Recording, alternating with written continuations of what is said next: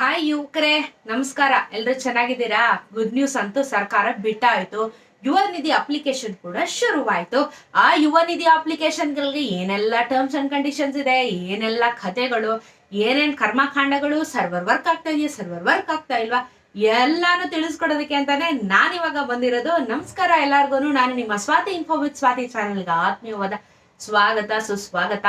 So ಇನ್ನು ನನ್ನ channel subscribe ಮಾಡಿಲ್ಲ ಅಂತ ಹೇಳಿದ್ರೆ ದಯವಿಟ್ಟು ಹೋಗಿ ಸಬ್ಸ್ಕ್ರೈಬ್ ಮಾಡಿ, ನಿಮ್ಮ ಬೆಂಬಲನ ಕೊಡಿ, ತೋರಿಸಿ ಅಂತ ಹೇಳ್ತಾ ವಿಡಿಯೋನ ಶುರು ಮಾಡ್ತಾ ಇದ್ದೀನಿ.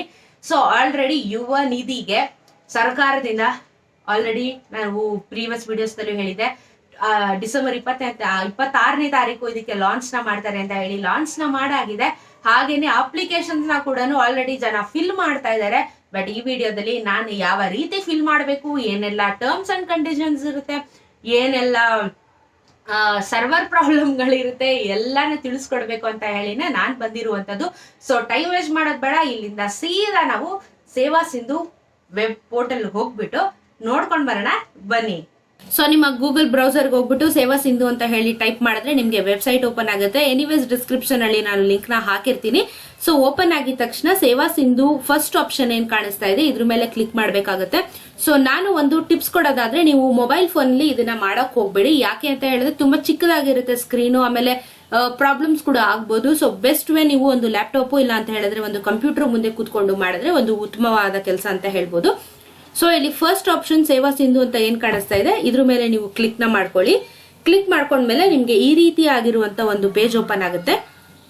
ಇನ್ ಕೇಸ್ ನೀವೇನಾದ್ರೂ ಏನು ಹೊಸ ಯೂಸರ್ ಆಗಿದೆ, ಇಲ್ಲಿ ನ್ಯೂ ಯೂಸರ್ ರಿಜಿಸ್ಟ್ರೇಷನ್ ಅಂತ ಹೇಳಿ ಏನ್ ಕಾಣಿಸ್ತಾ ಇದೆ ಇದ್ರ ಮೇಲೆ ಕ್ಲಿಕ್ ಮಾಡ್ಕೋತೀರಾ.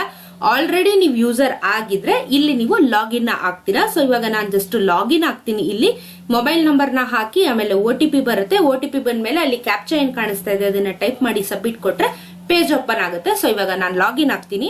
ಲಾಗಿನ್ ಆದ್ಮೇಲೆ ಈ ರೀತಿಯಾಗಿರುವಂತ ಪೇಜ್ ಓಪನ್ ಆಗುತ್ತೆ. ಓಪನ್ ಆದ್ಮೇಲೆ ನೀವೇನ್ ಮಾಡ್ಬೇಕು ಅಂತ ಹೇಳಿದ್ರೆ ಇಲ್ಲಿ ಲೆಫ್ಟ್ ಕಾರ್ನರ್ ಅಲ್ಲಿ ಅಪ್ಲೈ ಫಾರ್ ಸರ್ವಿಸಸ್ ಅಂತ ಕಾಣಿಸ್ತಾ ಇದೆ, ಅದ್ರ ಮೇಲೆ ಕ್ಲಿಕ್ ಮಾಡ್ಕೊಳ್ಳಿ. ವ್ಯೂ ಆಲ್ ಅವೈಲೇಬಲ್ ಸರ್ವಿಸಸ್ ಅಂತ ಏನ್ ಕಾಣಿಸ್ತಾ ಇದೆ ಅದ್ರ ಮೇಲೆ ಕ್ಲಿಕ್ ನ ಮಾಡ್ಕೊಳ್ಳಿ. ಮಾಡ್ಕೊಂಡ್ಮೇಲೆ ನಿಮಗೆ ರೀತಿಯಾಗಿರುವಂತ ಒಂದು ಪೇಜ್ ಓಪನ್ ಆಗುತ್ತೆ. ಇಲ್ಲೇನ್ ಮಾಡ್ತೀರಾ ಅಂತ ಹೇಳಿದ್ರೆ ಇಲ್ಲಿ ಸರ್ಚ್ ಹೋಗ್ಬಿಟ್ಟು ಯುವ ಅಂತ ಹೇಳಿ ಟೈಪ್ ಮಾಡಿ ಅಲ್ಲೇ ಬಂದ್ಬಿಡುತ್ತೆ ಯುವ ನಿಧಿ ಸ್ಕೀಮ್. ಸೊ ಅದ್ರ ಮೇಲೆ ನೀವು ಇವಾಗ ಕ್ಲಿಕ್ ನ ಮಾಡ್ಕೊಂತೀರಾ. ಕ್ಲಿಕ್ ಮಾಡ್ಕೊಂಡ್ಮೇಲೆ ನಿಮ್ಗೆ ಅಪ್ಲಿಕೇಶನ್ ಫಾರಮ್ ಈಗ ಓಪನ್ ಆಗುತ್ತೆ. ಸೊ ಯುವ ನಿಧಿ ಅಪ್ಲಿಕೇಶನ್ ಹಾಕ್ಬೇಕು ಅಂತ ಹೇಳಿದಾಗ ಖಂಡಿತವಾಗ್ಲೂ ಟರ್ಮ್ಸ್ ಅಂಡ್ ಕಂಡೀಷನ್ಸ್ ಇದ್ದೇ ಇರತ್ತಲ್ವಾ. ಫಸ್ಟ್ ಟರ್ಮ್ಸ್ ಅಂಡ್ ಕಂಡೀಷನ್ಸ್ ನೋಡ್ಕೊಂಡ್ಬಿಡೋಣ. ನೀವು ಕರ್ನಾಟಕದವರಾಗಿರ್ಬೇಕು, ಹಾಗೆ 2023 ಪಾಸ್ ಔಟ್ ಆಗಿರುವಂತ ಡಿಪ್ಲೊಮೊ ಹಾಗೆ ಡಿಗ್ರಿ ಹೋಲ್ಡರ್ಸ್ ಗೆ ಮಾತ್ರ ಅವಕಾಶ ಇರುವಂತದ್ದು. 23 ಬಿಟ್ಟು ಯಾವ ವರ್ಷದಲ್ಲಿ ನೀವು ಪಾಸ್ ಆಗಿದೆ ಇದಕ್ಕೆ ಎಲಿಜಿಬಿಲಿಟಿ ಇರೋದಿಲ್ಲ. 23 ಮಾತ್ರ ಎಲಿಜಿಬಲ್ ಇರುತ್ತೆ. ಹಾಗೇನೆ ನೀವು ಇದನ್ನ ಬಿಟ್ಟು ಬೇರೆ ಎಜುಕೇಶನ್ಸ್ ಅಂದ್ರೆ ಇವಾಗ ನಿಮ್ದು ಡಿಪ್ಲೊಮೊ ಆದ್ಮೇಲೆ ಇಂಜಿನಿಯರಿಂಗ್ ಮಾಡ್ತಾ ಇರಬಾರ್ದು, ಅಥವಾ ಇಂಜಿನಿಯರಿಂಗ್ ಆದ್ಮೇಲೆ ಮತ್ತೆ ನೆಕ್ಸ್ಟ್ ಗ್ರಾಜುಯೇಷನ್ ನೀವು ಮಾಡ್ತಾ ಇರಬಾರ್ದು. ಸೊ ನೀವು ಇವಾಗ ಪಾಸ್ಡ್ ಔಟ್ ಆಗಿದ್ದೀರಾ, ನಿಮ್ಗೆ ಕೆಲಸ ಸಿಕ್ಕಿಲ್ಲ, ಇದೀನಿ ಸುಮ್ನೆ ಅಂತ ಹೇಳೋರು ಮಾತ್ರ ಇದಕ್ಕೆ ಅಪ್ಲಿಕೇಬಲ್ ಆಗ್ತಾರೆ. ಹಾಗೇನೆ ನೀವು ಯಾವುದೇ ರೀತಿಯ ಕೆಲಸ ಕಾರ್ಯಗಳನ್ನ ಮಾಡ್ತಾ ಇರಬಾರ್ದು, ಹಾಗೆ ಲೋನ್ ತಗೊಂಡಿರಬಾರ್ದು. ಓಕೆನಾ? ಕೆಲಸಕ್ಕೆ ನೀವೇನಾದ್ರೂ ಲೋನ್ ಗಿನ್ ತಗೊಂಡಿದ್ರೆ ಎಲಿಜಿಬಲ್ ಇರೋದಿಲ್ಲ. ಹಾಗೇನೆ ನೀವು ಯಾವುದೇ ರೀತಿಯ ESI, PF, NPS ಬೆನಿಫಿಟ್ಸ್ ಗಳನ್ನ ತಗೋತಾ ಇರಬಾರ್ದು. ನೀವು ಯಾವುದೇ ರೀತಿಯ ಸರ್ಕಾರಿ ಕೆಲಸಗಾರರಾಗಿರಬಾರ್ದು. ಗೌರ್ಮೆಂಟ್ ಇಲ್ಲ ಅಂದ್ರೆ ಪ್ರೈವೇಟ್ ಸೆಕ್ಟರ್ ಅಲ್ಲಿ ಕೆಲಸನ ಮಾಡ್ತಾ ಇರಬಾರ್ದು. ಇದಿಷ್ಟು ರೂಲ್ಸ್ ನ ಇದೆ. ಸೊ ಇದಾದ್ಮೇಲೆ ಓಕೆ, ನೀವು ಅಪ್ಲಿಕೇಶನ್ಗೆ ನಾನು ಎಲ್ಲ ಕಂಡೀಷನ್ಸ್ಗೂ ಒಪ್ಕೋತೀನಿ ಅಂತ ಹೇಳಿ ನೀವು ಇಲ್ಲಿ ಎಸ್ ನ ಕೊಟ್ಟ ಮೇಲೆ ನಿಮ್ಗೆ ಇಲ್ಲಿ ಅಪ್ಲಿಕೇಶನ್ ಡೀಟೇಲ್ಸ್ ಅಂತ ಹೇಳಿ ನಿಮ್ಗೆ ಈ ಪೇಜ್ ಓಪನ್ ಆಗುತ್ತೆ. ಸೊ ಈಗ ಏನ್ ಮಾಡ್ತೀರಾ ಅಂತ ಹೇಳಿದ್ರೆ, ಮೊದಲನೇ ಕೆಲಸ ನೀವೇನ್ ಮಾಡ್ಬೇಕು ಅಂತ ಹೇಳಿದ್ರೆ ಆಧಾರ್ ಅಥೆಂಟಿಕೇಶನ್ ಅಂತ ಏನ್ ಕಾಣಿಸ್ತಾ ಇದೆ ಇದ್ರ ಮೇಲೆ ಕ್ಲಿಕ್ ಮಾಡ್ಕೊಂತೀರಾ. ಕ್ಲಿಕ್ ಮಾಡ್ಕೊಂಡ್ಮೇಲೆ ನಿಮ್ಗೆ ಮತ್ತೊಂದು ಪೇಜ್ ಓಪನ್ ಆಗುತ್ತೆ. ಈ ಪೇಜ್ ಅಲ್ಲಿ ನೀವು ನಿಮ್ಮ ಆಧಾರ್ ಕಾರ್ಡ್ ನಂಬರ್ ನ ಇಲ್ಲಿ ಹಾಕ್ತೀರಾ. ಸೊ ಇಲ್ಲಿ ನೋಡಿ ಆಧಾರ್ ನಂಬರ್ ಅಂತ ಏನಿದೆ, ಇಲ್ಲಿ ಆಧಾರ್ ನಂಬರ್ ನ ಹಾಕಿದ್ಮೇಲೆ ಸೀದಾ ಇದೇನಾಗುತ್ತೆ, ಇಲ್ಲಿ ಸಬ್ಮಿಟ್ ಇರುತ್ತೆ. OTP ಕೊಟ್ಕೊಂಡ್ರೆ ನಿಮ್ ಮೆಸೇಜ್ ಬರುತ್ತೆ, ವೆರಿಫಿಕೇಶನ್ ಆಗುತ್ತೆ. ವೆರಿಫಿಕೇಶನ್ ಆದ್ಮೇಲೆ KYC ಆಗುತ್ತೆ. ಸೊ KYC ಇಲ್ಲೂ ಕೂಡ ಇಂಪಾರ್ಟೆಂಟ್. ಇಲ್ಲಿ ಆಧಾರ್ ಕಾರ್ಡ್ ಹಾಕಿದ್ರೆ ಡೀಟೇಲ್ಸ್ ಬರುತ್ತೆ. ನೆಕ್ಸ್ಟ್ ಸ್ಟೆಪ್ ನಿಮ್ಗೆ ಇಲ್ಲಿ KYC ಆದ್ಮೇಲೆ ಇಲ್ಲಿ ಗೆಟ್ ಆಧಾರ್ ಡೀಟೇಲ್ಸ್ ಅಂತ ನಾವಿಲ್ಲಿ ಒತ್ತಿದ ತಕ್ಷಣ ನಿಮ್ಮ ಆಧಾರ್ ಕಾರ್ಡಿನಲ್ಲಿ ಏನ್ ಹೆಸರಿದೆ ಆಟೋಮೆಟಿಕ್ ಆಗಿ ತಗೊಳ್ಳುವಂತದ್ದು. ನೀವೇನ್ ನೋಡಿ ಏನು ಟೈಪ್ ಮಾಡಕ್ಕಾಗಲ್ಲ, ಆಟೋಮೆಟಿಕ್ ಇದೆಲ್ಲ. ಓಕೆನಾ? ಸೊ ನೋಡಿ ಇದು ಕೂಡ ಎಲ್ಲ ಆಟೋಮೆಟಿಕ್ ಅಲ್ಲೇ ಕೊಟ್ಟಿದ್ದಾರೆ. ಸೊ ನೀವು ಇದನ್ನ ಆಟೋಮೆಟಿಕ್ ಆಗಿ ಏನೇನ್ ಬರುತ್ತೆ ಗೊತ್ತಾ, ನೇಮ್ ಬರುತ್ತೆ, ನಿಮ್ಮ ಡೇಟ್ ಆಫ್ ಬರ್ತ್ ಬರುತ್ತೆ, ನಿಮ್ಮ ಲಿಂಗ ಯಾವುದು, ಹಾಗೇನೆ ನಿಮ್ಮ ಅಡ್ರೆಸ್ ಕೂಡ ಡೈರೆಕ್ಟ್ ಆಗಿ ತಗೊಳುತ್ತೆ. ಅದಾದ್ಮೇಲೆ ನಮ್ಗೆ ಆಪ್ಷನ್ ಇದೆ ನಾವು ಟೈಪ್ ಮಾಡ್ಕೊಳ್ಳೋಕೆ. ಸೊ ಇಲ್ಲಿ ಇದಿಷ್ಟು 4 ಸ್ಟೆಪ್ಗೆ ನೀವು ನೀವೇ ಮಾಡ್ಕೋಬೇಕು. ಭಾವಚಿತ್ರ ಅಂತ ಹೇಳಿ ಒಂದು ಆಪ್ಷನ್ ತೋರಿಸ್ತಾ ಇದೆ. ಇಲ್ಲಿ ನೀವು ಲೈವ್ ಅಲ್ಲಿ ಫೋಟೋನ ತೆಗಿಬೇಕು. ಅದಕ್ಕೆ ಹೇಳಿದ್ದು ಸಿಸ್ಟಮ್ ಅಲ್ಲಿ ಮಾಡ್ಕೊಂಡ್ರೆ ಉತ್ತಮ ಅಂತ. ಈ ಕ್ಯಾಮ್ರಾ ಮೇಲೆ ಕ್ಲಿಕ್ ಮಾಡಿದ್ರೆ ನಿಮ್ಗೆ ಇಲ್ಲಿ ಕ್ಯಾಮ್ರಾ ಓಪನ್ ಆಗುತ್ತೆ, ನಿಮ್ಮ ಫೇಸು ಕ್ಯಾಪ್ಚರ್ ಆಗಿ ಇಲ್ಲಿ ಅಪ್ಲೋಡ್ ಆಗುತ್ತೆ. ಸೊ ನೋಡಿ ಈ ರೀತಿ ಓಪನ್ ಆಗುತ್ತೆ. ಸೊ ಇಲ್ಲಿ ನಮ್ಮ ಫೋಟೋ ಬರುತ್ತೆ, ಸರಿನಾ? ಇದಾದ್ಮೇಲೆ ನಿಮ್ಮ ಅಡ್ರೆಸ್ ಆಟೋಮೆಟಿಕ್ ಆಗಿ ತಗೊಂಡಿರುತ್ತೆ. ಅದಾದ್ಮೇಲೆ ನಿಮ್ಮ ಕರೆಂಟ್ ಅಡ್ರೆಸ್ ಮತ್ತೆ ಪರ್ಮನೆಂಟ್ ಅಡ್ರೆಸ್ ಒಂದೇನಾ ಅಂತ ಕೇಳುತ್ತೆ, ಎಸ್ ಅಂತ ಕೊಟ್ಕೊಳ್ಳಿ. ಹಾಗೇನೆ ಅದು ಆಟೋಮೆಟಿಕ್ ಆಗಿ ಬಂದ್ಬಿಡುತ್ತೆ, ಎಸ್ ಅಂತ ಕೊಟ್ರೆ ಆಟೋಮೆಟಿಕ್ ಆಗಿ ತಗೊಳುತ್ತೆ. ಸೊ ಇದಾದ್ಮೇಲೆ ನಿಮ್ಮ ಒಂದು ಡಿಸ್ಟಿಕ್ ಯಾವುದು ಅಂತ ಹೇಳಿ ಸೆಲೆಕ್ಟ್ ಮಾಡ್ಕೊಂತೀರಾ. ಓಕೆನಾ? ನಿಮ್ಮ ಡಿಸ್ಟಿಕ್ ಗಳನ್ನ ನೀವು ಸೆಲೆಕ್ಟ್ ಮಾಡ್ಕೊಳ್ಳಿ. ಯಾವ ಒಂದು ಜಿಲ್ಲೆಯಿಂದ ನೀವು ಬಂದಿರ್ತೀರಾ ಅಂತ ಹೇಳಿ ನೋಡಿ ಎಷ್ಟೊಂದು ಆಪ್ಷನ್ ತೋರಿಸುತ್ತೆ, 31 ಜಿಲ್ಲೆಗಳು ತೋರಿಸುತ್ತೆ. ಹಾಗೇನೆ ನೀವು ಯಾವ ತಾಲೂಕಿಗೆ ಬರ್ತೀರಾ ಅಂತ ಹೇಳಿ ನೀವು ಸೆಲೆಕ್ಟ್ ನ ಮಾಡ್ಕೊಳ್ಳಿ. ನಂತರ ನಿಮ್ಮ ಪಿನ್ ಕೋಡ್ ನ ಹಾಕೊಳ್ಳಿ. ಇದಿಷ್ಟಾದ್ಮೇಲೆ ನಿಮ್ಮ ಎಜುಕೇಶನ್ ಡೀಟೇಲ್ಸ್ ನ ಕೇಳ್ತಾ ಇದೆ. ಸೆಲೆಕ್ಟ್ ಕೋರ್ಸ್ ಅಂತ ಹೇಳಿ ತೋರಿಸುತ್ತೆ. ನೀವು ಡಿಗ್ರಿನ ಡಿಪ್ಲೊಮಾನ ಸೆಲೆಕ್ಟ್ ಮಾಡ್ಕೊಳ್ಳಿ.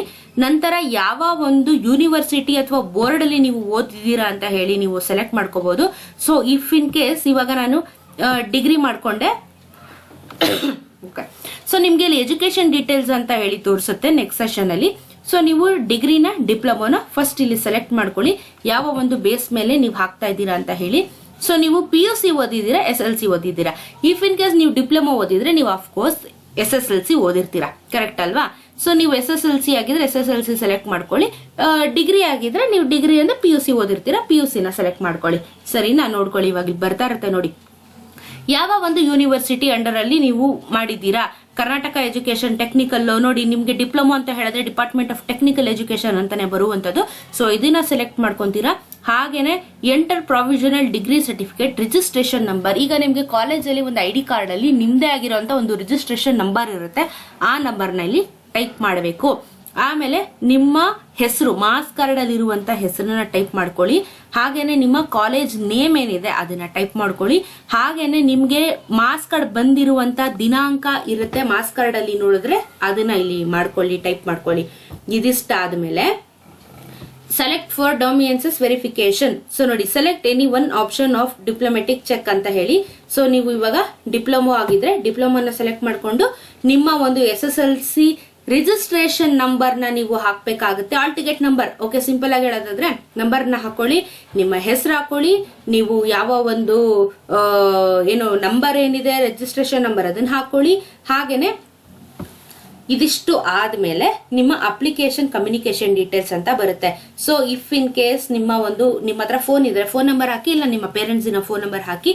ಹಾಗೇನೆ ನಿಮ್ಮ ಮೇಲ್ ID, ಕಂಪಲ್ಸರಿ ಮೇಲ್ ID ನ ಹಾಕಿ. ಇದಾದ್ಮೇಲೆ ಅಡಿಷನಲ್ ಡೀಟೇಲ್ಸ್ ಅಂತ ಕೇಳ್ತಾ ಇದೆ, ಕ್ಯಾಸ್ಟ್ ಕೇಳ್ತಾ ಇದೆ. ಓಕೆನಾ? ಇಲ್ಲಿ ಜಾತಿ ಕೂಡ ಕೇಳ್ತಾ ಇದೆ, ನೋಡ್ಕೋಬಹುದು ನೀವು. ಜನರಲ್ ಇದೆ, OBC ಇದೆ, ST ಇದೆ, SC ಇದೆ, ಎಲ್ಲಾ ಜಾತಿಗಳು ಇಲ್ಲಿದಾವೆ. ನಿಮ್ಮ ಯಾವ ಒಂದು ಕ್ಯಾಸ್ಟಿಗೆ ಬೀಳ್ತೀರೋ ಆ ಕ್ಯಾಸ್ಟ್ ಸೆಲೆಕ್ಟ್ ಮಾಡ್ಕೊಳ್ಳಿ. ಹಾಗೇನೆ ನೀವೇನು ಡಿಸಬಿಲಿಟಿ ಇರೋದಿಲ್ವಲ್ಲ, ಸೊ ನೋ ಅಂತ ಕೊಟ್ಕೊಂಡು ಇಲ್ಲಿ ಕಾಣಿಸ್ತಾ ಇರುವಂತ ಕ್ಯಾಪ್ಚರ್ ನ ಟೈಪ್ ಮಾಡ್ಬಿಟ್ಟು ಸಬ್ಮಿಟ್ ಮಾಡಿದ್ರೆ ನಿಮ್ಮ ಯುವ ನಿಧಿ ಅಪ್ಲಿಕೇಶನ್ ಹೋಗುತ್ತೆ, ಸಬ್ಮಿಟ್ ಆಗುತ್ತೆ. ಸೊ ಜನವರಿ 16ನೇ ತಾರೀಕಿಂದ ನಿಮಗೆ ಹಣ ಬರೋದಕ್ಕೆ ಶುರುವಾಗುತ್ತೆ.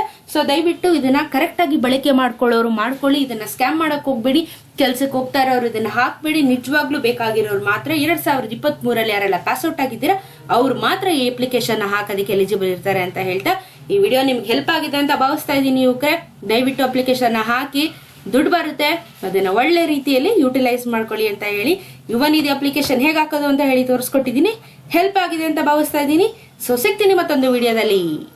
ಸೊ ಪ್ರಾಬಬ್ಲಿ ನಿಮಗೆ ಯುವ ನಿಧಿಯ ಒಂದಷ್ಟು ವಿಚಾರಗಳು ಈ ವಿಡಿಯೋ ಮುಖಾಂತರ ತಿಳಿದಿದೆ ಅಂತ ಭಾವಿಸ್ತಾ ಇದ್ದೀನಿ. ಸೊ ಹಾಗಾಗಿ ವಿಡಿಯೋನ ದಯವಿಟ್ಟು ಪ್ರತಿಯೊಬ್ಬರಿಗೂ ಶೇರ್ ಮಾಡಿ. ಎಲ್ಲಾ ಯೂತ್ಸ್ ಗಳೇ ದಯವಿಟ್ಟು ಹೋಗಿ ಅಪ್ಲೈ ಮಾಡಿ. ಯಾಕಂದ್ರೆ 3,000 ಆಗಿರ್ಬೋದು, 1,500 ಆಗಿರ್ಬೋದು, ಬಹಳ ದೊಡ್ಡ ಮೊತ್ತಾನೆ. ಈಗಿರುವಂತ ಪರಿಸ್ಥಿತಿಯಲ್ಲಿ ಇದನ್ನ ದಯವಿಟ್ಟು ಹೋಗಿ ಯುಟಿಲೈಸ್ ಮಾಡ್ಕೊಳ್ಳಿ ಅಂತ ವಿಡಿಯೋನ ಮುಗಿಸ್ತಾ ಇದ್ದೀನಿ. ನಮಸ್ಕಾರ ಎಲ್ಲರಿಗೂ.